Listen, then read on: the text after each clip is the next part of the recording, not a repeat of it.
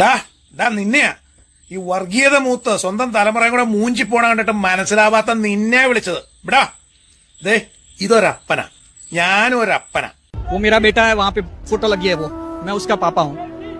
जब शुरू किया था तब मैं इसलिए आया था, और कल उसको 1 महीना पूरा हुआ, और 1 महीने पे मेरे को मंथली श्रद्धांजलि क्या मिल रही है मेरे लिए, मेरे बेटे के लिए जो बैठे थे उनको भी गायब कर दिया। तो मैं यहाँ पे नहीं आऊंगा।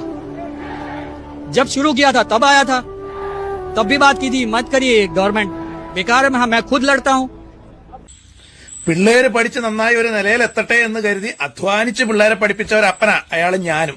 അല്ലാതെ പട്ടിണിപ്പാവങ്ങൾ ഉണ്ടണ്ട അരിയെടുത്ത് പുളിപ്പിച്ചു വച്ച് ചാരായം ഉണ്ടാക്കി കരക്കാരുടെ വണ്ടിയുടെ അണ്ണാക്കിൽ ഒഴിച്ച് മക്കളെ കോടീശ്വരന്മാരാക്കാൻ വേണ്ടിയിട്ട് ഏർപ്പാടുണ്ടാക്കി കൊടുത്ത തന്തയല്ല.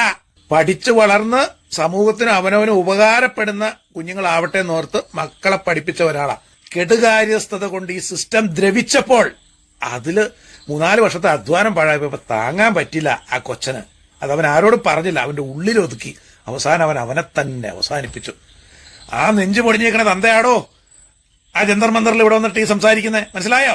എന്നിട്ട് അമേരിക്കയുടെ കാശ് നിന്റെ ആരുടെ അമ്മയുടെ എന്താടാ?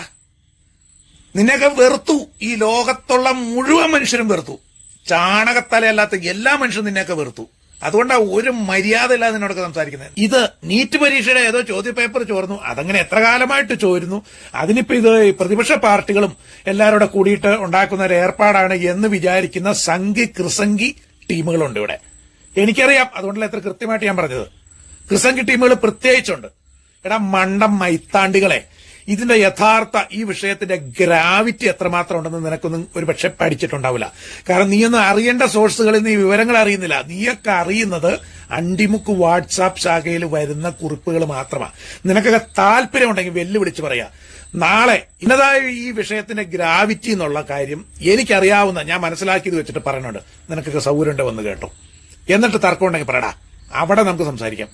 കാര്യങ്ങൾ ചോദിച്ചറിയണോടോ, മനസ്സിലായോ?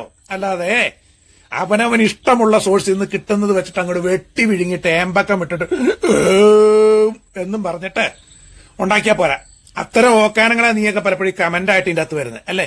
ഒരുപക്ഷെ അതൊക്കെ ജനറ്റിക്കലായിട്ട് നിനക്കൊക്കെ ഒരു ഇൻഫർമേഷൻ കളക്ട് ചെയ്യാനുള്ള ആ ഒരു കേപ്പബിലിറ്റിയുടെ കുറവായിരിക്കാം. പറ്റുമെങ്കിൽ ഞാനിപ്പോ ഇത്ര ദേഷ്യപ്പെട്ടൊക്കെ പറഞ്ഞു, നീ പിണങ്ങണ്ട, നീ വാ ഞാൻ പറഞ്ഞുതരാം. സീരിയസ്ലി നീ വാ ഞാൻ പറഞ്ഞുതരാം. എന്നോട് ഒരു ദേഷ്യവും വെക്കണ്ട, എനിക്കറിയാവുന്ന ബോത്ത് ഞാൻ പറഞ്ഞുതരാം. അപ്പൊ ഇത് ചർച്ച ആവുമല്ലോ. അപ്പൊ എന്റെ അകത്ത് ഞാൻ പറഞ്ഞ തെറ്റുണ്ടെങ്കിലും അത് ഡിസ്കഷനിൽ വരുമല്ലോ. അപ്പൊ നിനക്ക് കാര്യങ്ങൾ മനസ്സിലാവും.